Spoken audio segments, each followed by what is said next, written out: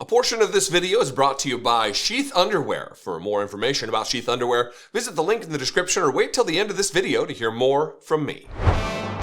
Yesterday was the first White House press briefing given by Karoline Leavitt, the new press secretary for Donald Trump. And it was as expected. It was what everyone thought it would be, just an emboldened lie fest. Just lie after lie after lie. No sourcing, no backing up of what they say, no data, no research. It's just the machinations that just spill out of the greasy head of Donald Trump. And Karoline Leavitt made one real whopper yesterday in an attempt to justify the spending freeze from the OMB, the unconstitutional nature with which Donald Trump thinks he is some kind of a king, some kind of he can just usurp the powers of the co-equal branches and just do what he wants. There have been freezes put on his freeze by federal judges, a federal judge in this case, and I want to play her lie, but then, because this is an era where fact checkers are more needed than ever, I want to read the fact check and exactly why she's a liar in service to a liar who's trying to justify an unconstitutional move just using lies. And there's a reason they lied about this. There's a reason. It's not just because then it was on the record from the White House. It gives idiots an opportunity to run with that specific lie into the right-wing conspiracy theory media morass like Fox News and Newsmax, and then it really takes shape with the conspiracy and the lie. It becomes fact in the alternative fact universe of conservative media. So here is when she tells the lie about how we're spending tens of millions of dollars sending condoms to Gaza. And there's also a freeze on foreign aid. And this is, again, incredibly important to ensure that this administration is taking into consideration how hard the American people are working. And their tax dollars actually matter to this administration. You know, just during this pause, DOGE and OMB have actually found that there was $37 million that was about to go out the door to the World Health Organization, which is an organization, as you all know, that President Trump, with the swipe of his pen in that executive order, is no longer wants the United States to be a part of. So that wouldn't be in line with the president's agenda. DOGE and OMB also found that there was about to be 50 million taxpayer dollars that went out the door to fund condoms in Gaza. That is a preposterous waste of taxpayer money. So that's what this pause is focused on, being good stewards of tax dollars. Twofold here. She's trying to justify DOGE. She's trying to justify the move by the OMB, which is just fundamentally unconstitutional. If Congress, a previous Congress and a previous president signed it into law and earmarked this funding for condoms, they did not. But even if they did, a new president doesn't get to violate the law and redirect that money somewhere else. It was already determined by a Congress, by a constituency, that it would go through. Donald Trump doesn't have the ability to, under the Constitution, of just changing the rules midstream because it doesn't align with his policy priority. It did align with the previous administration's policy priority, or whoever signed that into law. I don't even know if it was Joe Biden. It could have been presidents ago. It was aligned with the American intent on foreign policy at the time for this aid. I'm going to read from The Guardian. Here's the headline: Fact or fiction? White House claims U.S. spent $50 million on condoms for Gaza. During a briefing this afternoon, the White House press secretary, Karoline Leavitt, tried to justify Donald Trump's sweeping order to freeze federal funding by citing what she called important new research from Elon Musk's Department of Government Efficiency, or DOGE, a special group that Donald Trump has created, and the Office of Management and Budget. DOGE and OMB also found that there was about $50 million in taxpayer dollars that went out the door to fund condoms in Gaza, Leavitt claimed.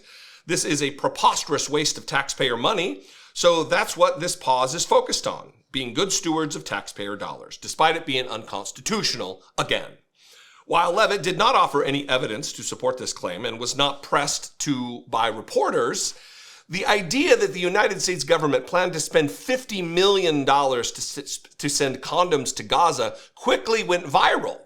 And that's the intent. They wanted this lie to go viral to create a mass distraction online from all the other shit they're doing. We'll get to that. With an assist from Musk himself, the Fox pundit Jesse Waters even claimed that the condoms were being used by Hamas militants as balloons to float explosives into Israel. There's no low, too low for these dipshits. A review of the available evidence, however, suggests that the claim is almost certainly not true. According to a comprehensive report issued in September by the U.S. Agency for International Development, USAID, not a penny of the $60.8 million in contraceptive and condom shipments funded by the U.S. in the past year went to Gaza. In fact, the accounting shows there were no condoms sent to any part of the Middle East. And just one small shipment, $45,000 roughly, in oral and injectable contraceptives that were sent to the region. All of it distributed to the government of Jordan. For the financial year 2023, the most recent for which data is available, only about $7 million worth of condoms were distributed globally by USAID, and the vast majority of family planning funds, 89%, were spent on programs in Africa. So it's just a lie. Why would they choose these two things? Condoms, family planning, scary, and also Gaza. Because, one, they want to make it seem as though any aid to Gaza has been a waste of money. That we're spending an imaginary $50 million on prophylactics, on rubbers, on condoms, pick your era of how you refer to a condom. That's what they're lying about. And the New York Times, again, I'll repeat what I said in an earlier video, they're here to say she was steely and unflinching. No mention of the series of insane lies that are very easily fact-checked. This is where we are. And this is what will continue. It's the way of Donald Trump's existence as a political figure. It's just lie because, one, he knows his followers are either uninterested in the truth or so stupid they just believe anything he says because they are full-fledged members of the Trump cult. And that's a problem. It's going to be a heavy lift going forward, an uphill climb, pick your metaphor, for the next 4 years. Or until Donald Trump succumbs to the Big Mac sauce running through his veins as blood. We'll see. Anyway, what do you think? I'd love to know. You can call the voicemail line, 714-576-4054. You can email me, daily@dollemore.com. I'd love to hear from you. And follow me on Blue Sky. I'm just about everywhere on social media. More active other places than others. Not active at all in others, like the Nazified Twitter. But Blue Sky's a great place. You can find me there, @Dollemore. Love to see you. I'll see you next time. Be genuine. Take care of one another. I talk nearly every day about how divided we are as a country and the havoc that this division wreaks. But not all divisions are bad, right? As a mathematical concept, for instance, division allows you to split things into equal parts, allowing for equal shares. Division of labor has, for thousands of years, allowed humans to evolve their efficiency and specialization when working on certain tasks. And you can ask any kid to tell you that dinner is far better when the meat is divided from the veg. And what's more annoying than when you're sitting at a cramped table or out in the humid weather than having your meat smashed into your two veg? Is the meat and veg metaphor working here?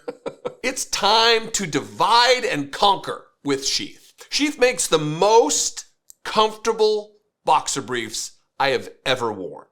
Regular boxers are just too loose and bunchy and not great. And briefs are just a smush fest.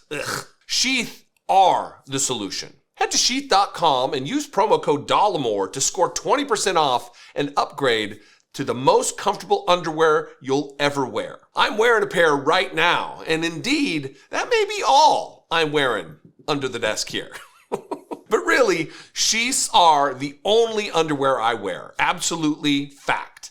Their testicular tech features dual pouches to keep your mane apart from your sides. More dinner metaphors. Note, if you're not into the division for some reason, you don't have to use the dual pouches at all. Just throw your sheaths on like regular pair of underwear and you're good to go. Also, sheath's stretchy fabric is super soft and made with moisture-wicking technology to keep your president and his cabinet cool and comfortable throughout the rigors of the day. I love my sheaths all the time, but they are particularly clutch in the sticky heat of DC summers, which is basically like 9 months out of the year. They were invented by a U.S. Army veteran while serving a tour in Iraq. The idea for sheath came from discomfort in harsh environments.